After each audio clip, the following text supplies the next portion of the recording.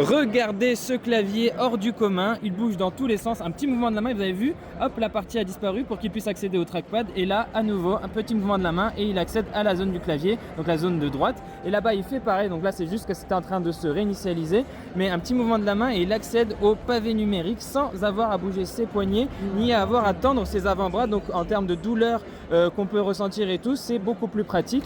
On n'a pas la fatigue, la douleur au niveau des poignets, des mains, même jusqu'aux épaules. Ici, on ne bouge rien, on bouge simplement légèrement la main et la caméra au milieu vient détecter ce mouvement et comprend que vous avez envie de changer de layout. Donc là, on est sur les claviers classiques, puis un petit mouvement de la main, hop.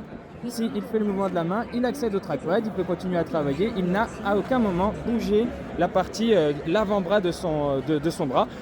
Donc, pas de douleur après avoir passé plusieurs heures devant le PC. À l'intérieur, on trouve un ordinateur qui tourne sous Linux. Donc, c'est une machine autonome, hein, il n'y a pas besoin d'acheter derrière un PC. Ici, c'est un PC complet avec son clavier un peu particulier.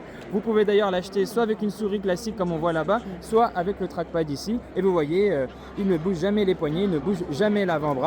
Alors ça sort d'abord dans la première moitié de l'année aux États-Unis avec un prix qui dépassera les 1000 $, même si dans un premier temps, si vous précommandez, on a quelque chose comme moins 50% sur le prix, mais voilà, le prix officiel, ce sera quand même au-delà des 1000 $.